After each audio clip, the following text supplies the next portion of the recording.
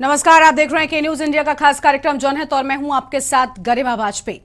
उत्तर प्रदेश में मच्छरों के आतंक से हाहाकार मचा हुआ है। शहर शहर डेंगू चिकनगुनिया के साथ ही वायरल मरीजों से अस्पताल पट गए हैं। सरकार से लेकर स्वास्थ्य विभाग ने लोगों के लिए एडवाइजरी जारी की है, लेकिन डेंगू मरीज लगातार बढ़ते ही जा रहे हैं। लोग गले में संक्रमण के साथ बुखार, बदन दर्द से परेशान हो रहे हैं। डेंगू का डंक अब लोगों की जान पर भारी पड़ रहा है। सरकार भले ही संचारी रोग अभियान चला रही हो, लेकिन लोगों को राहत मिलती नजर नहीं आती है। रिपोर्ट देखिए।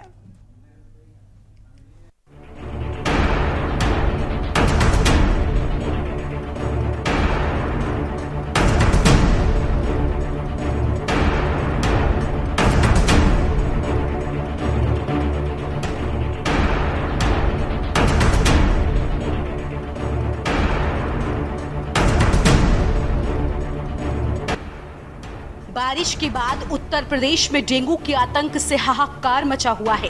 वायरल डेंगू चिकनगुनिया जैसी बीमारी ने घर घर लोगों को बीमार कर दिया है। पिछले 1 महीने से डेंगू और चिकनगुनिया के कहर अस्पतालों में मरीज पट गए हैं। डेंगू मरीजों की संख्या में लगातार बढ़ोतरी हो रही है।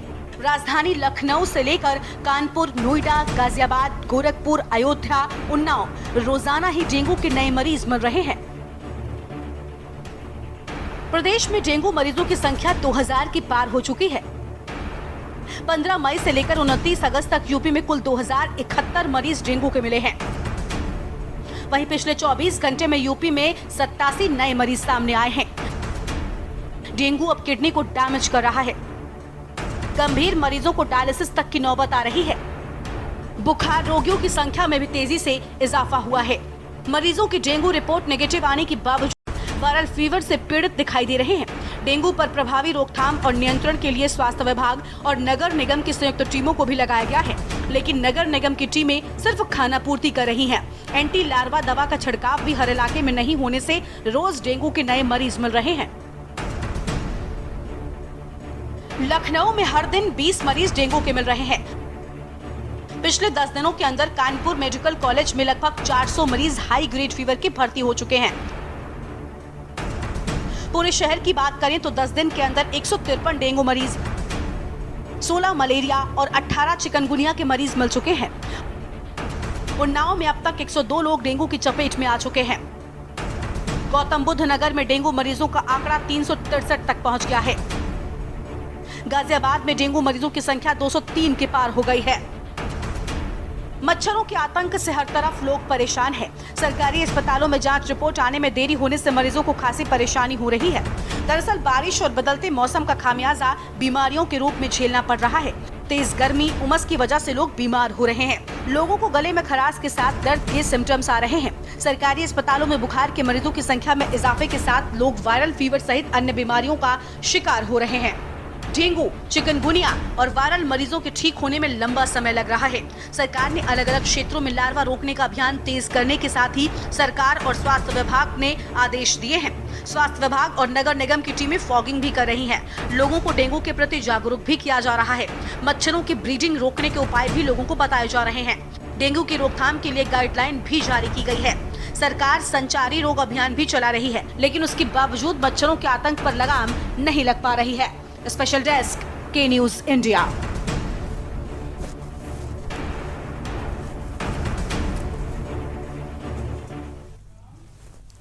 तो जनहित में आज जनता के इसी मुद्दे से हम विस्तार से बात करेंगे। डेंगू लोगों को परेशान कर रहा है, लोगों की जान जा रही है। ये आंकड़ा दिन प्रतिदिन बढ़ता ही जा रहा है, लेकिन जो जिम्मेदार हैं ये हर बार की तरह इस बार भी हाथ पर हाथ धरे बैठे नजर आते हैं। स्वास्थ्य विभाग की ओर से ठीक तरह से इंतजाम नहीं किए जाते। नगर निगम की ओर से पहले से फॉगिंग नहीं कराई जाती। नालियां लबालब भरी नजर आती है। इसी के चलते डेंगू का लार्वा पनपता है, बाद में लोगों की जान लेता है। खास मेहमान हमारे साथ में जुड़ चुके हैं। डॉक्टर वर्तिका शर्मा हैं, वायरोलॉजिस्ट हैं, और इसके साथ ही डॉक्टर राजीव कक्कर हमारे साथ में हैं, चेस्ट स्पेशलिस्ट हैं। आगे और भी मेहमान हमारे साथ में इसी खबर पर विस्तार से बातचीत के लिए जुड़ेंगे। सबसे पहले डॉक्टर गौतम जी भी जुड़ चुके हैं, IMA हैं।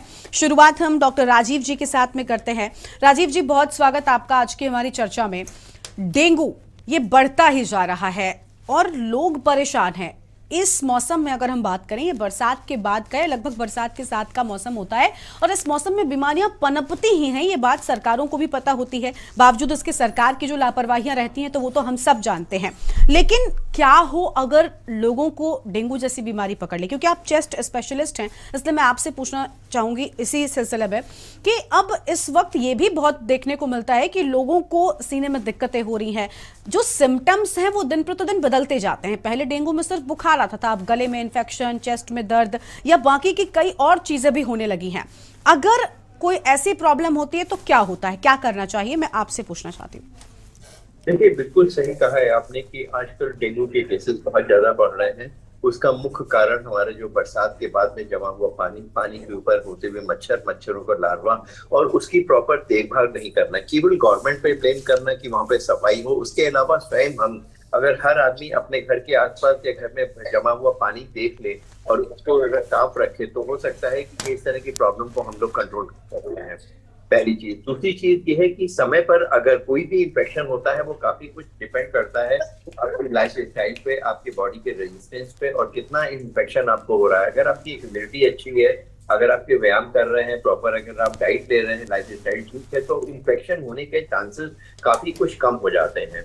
तो कुछ चीजें जो कि गवर्नमेंट कर सकती है, प्रॉपर टाइम पे उनकी सफाई रखना। हर साल वो आ रहा है इन्फेक्शन, अब जो इन्फेक्शन आ रहा है हाल ही के मौसम पे सारी चीजें एक साथ हो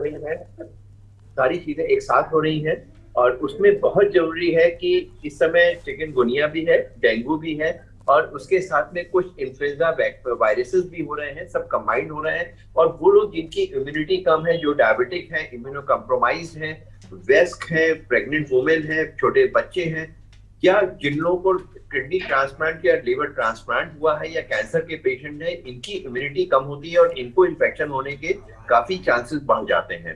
तो कोई भी इन्फेक्शन होता है इस बात पे डिपेंड करता है कि आपकी इम्यूनिटी और कितना आपको एक्सपोजर हो रहा है, कितना आप आसपास साफ सफाई रख रहे हैं। तीसरी चीज जो आपने कही है कि जो पैटर्न बदलता जा रहा है, उसका मुख्य कारण होता है कि म्यूटेशन, वायरस का म्यूटेशन हो जाता है। कुछ वायरल इन्फेक्शन, जैसे अभी आपने देखा कि साउथ में, केरल में कुछ वायरल इन्फेक्शन हुए, कुछ कहीं और हो रहे हैं। वायरल इन्फेक्शन या कोई भी इन्फेक्शन होता है उसमें म्यूटेशन होता है। वायरस या बैक्टीरिया या जो इन्फेक्शन करने वाले ऑर्गेनिज्म हो उनकी प्रवृत्ति बढ़ती है और जो इन्फेक्शन केवल ह्यूमन में होता है उसके बाद में अगर वो एनिमल में जा करके फिर ह्यूमन में जाता है तो उसमें एक मैग्निफिकेशन ऑफ वायरस हो जाता है, म्यूटेशन होता है और उसका प्ररूप बदल जाता है। स्पेशली जब पिग में जाता है वो इन्फेक्शन, तो उसके बाद जब ह्यूमन में आता है तो पिग में जाने के बाद मैग्निफिकेशन हो जाता है। जो एनिमल्स थे, आजकल जो पैटर्न बदल रहा है हम लोगों का कि हम लोग एनिमल के बहुत ज्यादा क्लोज हो गए हैं, आबादी बढ़ती जा रही है, बंदर या कुत्ते या और चीजें, जानवर या पेट हमारे घर के पास में आ रहे हैं, उसकी वजह से जो इन्फेक्शन ह्यूमन टू एनिमल और एनिमल टू ह्यूमन हो रहा है, उसकी वजह से म्यूटेशन और इन्फेक्शन की दर बहुत ज्यादा दिन पे दिन बढ़ती जा रही है। ब्रेक के बाद हमारे खास कार्यक्रम जनहित में आप सभी का स्वागत है। हम बात कर रहे हैं किस तरीके से अब वर्तमान के समय में बीमारियां लोगों की जान ले रही हैं, लेकिन लोगों ने इससे बचने के लिए अपने आसपास क्या बदलाव किया है, आखिर क्यों लोगों को अब बीमारियां ज्यादा होती हैं, क्यों बीमारियों का चलन बढ़ गया है, नई नई बीमारियां दिन प्रतिदिन आती जा रही हैं, सब पर विस्तार से बातचीत कर रहे हैं। डेंगू वर्तमान के समय में सबसे ज्यादा भयावह स्थिति के साथ फैल रहा है।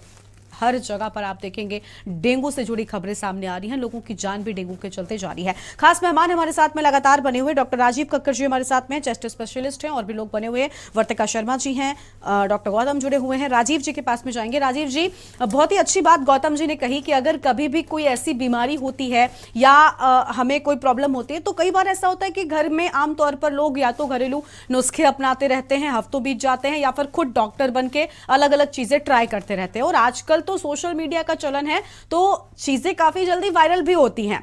अगर हम कोरोना की बात करें, उस दौरान भी हमने देखा था कि कोरोना की वैक्सीन भले ही ना आई हो, लेकिन न जाने कितने तरह की लोगों ने दवाइयां लॉन्च कर दी थी, आप सब भी इस बात से वाकिफ ही होंगे, और न जाने कितने तरह के काढ़े बाजार में आ गए थे, लोगों के बिजनेस चालू हो गए क्योंकि आपने विश्वास किया उन लोगों पर।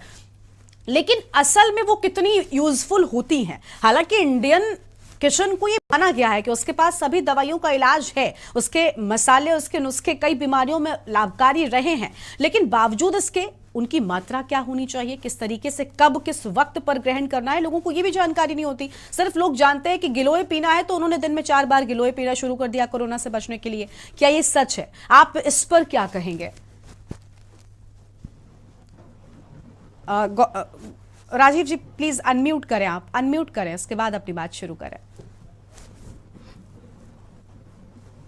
जी, जो हर पद्धति है, चाहे वो आयुर्वेदिक हो चाहे या होम्योपैथी हो, हर एक साइंस अपने में कंप्लीट है, सब में कुछ ना कुछ होता है। लेकिन ये कहना कि इस साइंस में हमें जिसका नॉलेज हो वही इसको अच्छे से कर सकता है, हर चीज की एक लिमिट होती है। घर का इलाज होना चाहिए। शुरू में वायरल इन्फेक्शन हुआ, आप काढ़ा पी सकते हैं, आप कुछ इम्यूनिटी के लिए ले सकते हैं, लेकिन किस समय हमें डॉक्टर को कंसल्ट करना है, किस समय हम कंसल्टेशन के लिए जाना है, किस समय हमें हॉस्पिटलाइज होना है, ये चीजें बहुत एक पतली सी गोल्डन लाइन है। अगर हम थोड़ा सा लेट कर देते हैं तो उस कंडीशन में हमने कोविड पीरियड में भी देखा कि काफी लोग घर में बैठ करके इलाज करते रहे, उनकी ऑक्सीजन कम होती रही, काढ़े के ऊपर रहे और वो डॉक्टर के पास समय से नहीं पहुंचे। तो कोई भी अगर आपको इन्फेक्शन है, 1 या 2 दिन अपने घरेलू नुस्खे का इलाज कर लीजिए। लेकिन अगर आपकी ऑक्सीजन कम हो रही है, आपका फीवर नहीं उतर रहा है, आपको खांसी ज्यादा आ रही है, तो बहुत जरूरी है कि आप डॉक्टर से कंसल्ट करें। दूसरी चीज ये है कि आजकल जो एक फैशन है कि दवा की दुकान में जाना और वहां पे पूछ लेना कि हमें आजकल बुखार हो रहा है, खांसी आ रही, क्या हम ले लें, ये बिल्कुल गलत है। दवा की दुकान में जाकर के अपना स्वयं इलाज ना करें। अगर उस समय स्टेरॉइड दिया गया है तो देखा कि उसके बाद जब भी फीवर आ रहा है तो लोग स्टेरॉइड ही लेने लग जाते हैं। कुछ एंटीबायोटिक, वायरल में कोई एंटीबायोटिक का रोल नहीं है तो केवल एंटीबायोटिक ही लेने चले जाते हैं। 1 या 2 दिन देखते हैं, अगर उसमें फायदा नहीं होता तो 2 दिन बाद फौरन एंटीबायोटिक बदल देते हैं। कफ सिरप को एक दवाई की तरह नहीं इस्तेमाल करते हैं। अक्सर हमने देखा है कफ सिरप को देते हैं, बॉटल देते हैं, उसको पीना शुरू कर देते हैं। कफ सिरप कब सेडेटिव की जरूरत है, कब सप्रेसेंट की, कब एक्सपेक्टोरेंट की, डिफरेंट टाइप की कफ सिरप की एक दवाई है। केवल उसका माध्यम फर्क है, किस समय आपको दवा को दबाना है, किस समय आपको बलगम निकालना है, कब आपको उसमें सांस की दवा को मिक्स करना है। तो हर दवाई, कोई भी ऐसी दवाई नहीं है जिसका बॉडी में इफेक्ट हो और उसका साइड इफेक्ट ना हो। बिल्कुल। ये कहना कि ये प्योर ये घरेलू दवा है, ये होम्योपैथी है, ये एलोपैथी है, और एलोपैथी में ही अगर उसमें साइड इफेक्ट है, कोई इनहेलर है, उसमें केवल आदत पड़ जाती है, तो ये वास्तविकता में भ्रांति है, गलत है। कोई दवाई जिस पर्टिकुलर ऑर्गन में इफेक्ट कर रही है तो दूसरे ऑर्गन में जब उसका इफेक्ट होगा उसको हम लोग साइड इफेक्ट कहते हैं। तो ये जरूरी है कि इस बात को ध्यान रखें, अपने आप दवाई ना लें, हर चीज को एक बॉर्डर लाइन तक देखें। अगर वहां पे वो चीज कंट्रोल नहीं हो रही है तो अपने फैमिली डॉक्टर से या उस चीज के विशेषज्ञ के पास में जाकर के उसका इलाज करवाएं। बिल्कुल बिल्कुल, आपने बहुत ठीक बात कही कि देखिए डॉक्टर की सलाह लेना बहुत जरूरी हो जाता है। एक सवाल आपसे ही और करती हूँ, उसके बाद जाऊंगी वर्तिका जी के पास। राजीव जी, आपने कहा कि देखिए कब किस वक्त क्या लेना है ये हमें समझ नहीं होती, ये जो मेडिकल एक्सपर्ट है वो ही बता सकते हैं, यानी कि आप डॉक्टर्स बता सकते हैं। कई बार ऐसा होता है कि जैसे डेंगू का इस वक्त मौसम चल रहा है, बरसात के बाद डेंगू बहुत होता है, डेंगू बुखार ये सारी बीमारियां बहुत ज्यादा हैं। लेकिन ऐसे में कुछ लोगों ने क्या किया है कि डेंगू में प्लेटलेट्स कम होती हैं, कई बार डॉक्टर्स पपीते के पत्ते का रस पीने की सलाह देते हैं या कीवी खाने की बात कहते हैं। कुछ लोग इसे यूं ही शुरू कर देते हैं प्रिकॉशन के तौर पर ताकि वो ठीक रह सके। क्या ये ठीक है या फिर सिर्फ अच्छा खाना ठीक है? देखिए मेरी बात समझिए, अगर आपकी प्लेटलेट कम नहीं हुई है तो क्या जरूरत है आपको किसी भी चीज की, कोई भी दवा लेने की, चाहे वो पपीते का पत्ता हो या कोई और मेडिसिन हो, कोई जरूरत नहीं है। अक्सर हमने देखा है कि लोगों को डेंगू हुआ, 1 लाख से ऊपर उनका प्लेटलेट काउंट है, बोले साहब प्लेटलेट चढ़ा दीजिए हमको। अगर थोड़ा सा कम भी हो जाता है तो उसकी एक लिमिट होती है। अगर कोई सिम्टम्स हो रहे हैं 20,000 से ऊपर है और वो ब्लीड नहीं कर रहा है तो कोई भी इन्वेजिव का मतलब है कोई भी आपको बाहर से कोई भी दवा ड्रिप के माध्यम से चलाना या ब्लड चढ़ाना या प्लेटलेट चढ़ाना बहुत उचित नहीं है। इसकी जब जरूरत हो तभी करना चाहिए। ये कोई प्रिवेंटिव मेजर नहीं है कि हमने पहले से इसका पता ले लिया या कोई चीज प्लेटलेट ना गिरने की दवा ले ली और प्लेटलेट आपकी नॉर्मल है, ब्लड आपका नॉर्मल है, आप उसको लेने लग जाएंगे तो वो चीज नहीं होगी। ये पूर्णतः गलत है। जब आपको कोई प्रॉब्लम हो रही है तब आप उसका इलाज करिए, अननेसेसरी मेडिसिन लेने की जरूरत नहीं है। डेंगू पीरियड में हमने देखा आपकी ऑक्सीजन तो ठीक है, लेकिन आपने ऑक्सीजन अपने घर में जमा करके आप ऑक्सीजन ले रहे हैं, तो वो चीज बिल्कुल गलत है। अगर आपको जरूरत नहीं है तो उसका इलाज मत करिए। अगर आपको कोई परेशानी हो रही है, डॉक्टर प्रिस्क्राइब कर रहा है तो उस दवा का उपयोग करिए जो बता रहा है, कितने दिन तक लेना है, कब देना है, कब उसको बंद ठीक करना है। है, ये डॉक्टर की सलाह लेनी बहुत जरूरी है। बिल्कुल, यानी तो मेडिकल prevention- एडवाइस सबसे इंपॉर्टेंट है, उसके बिना कोई भी कदम ना उठाएं, ये घातक हो सकता है। एक मोटिवेशन आ जाता है कि ठीक है भाई, डॉक्टर साहब हमें ठीक कर देंगे। खैर, आप सभी का बहुत बहुत शुक्रिया अपना कीमती समय हमें देने के लिए, हमसे बातचीत के लिए। काफी अच्छी बातें आप सबने बताई हो, और अगर इन सबको हमारे दर्शक फॉलो करेंगे तो कहीं ना कहीं जो बीमारियां लोगों के सामने एक बड़ी मुसीबत बनकर आ खड़ी हुई हैं, उनको मात देने में आप जरूर कामयाब हो जाएंगे। कोई भी बीमारी हो, चाहे डेंगू, चिकनगुनिया या मलेरिया, आप डॉक्टर की सलाह लीजिए। डॉक्टर के बिना सलाह के कुछ भी मत खाइए, कुछ भी मत पीजिए, क्योंकि वर्तमान के समय में बीमारियां भयावह होती जा रही हैं, ये अब जानलेवा होती जा रही हैं। इसलिए अगर सुरक्षित रहना है तो डॉक्टर की सलाह जरूर मानिए। जनहित में आज उतना ही। आप देखते रहिए के न्यूज़ इंडिया। नमस्कार।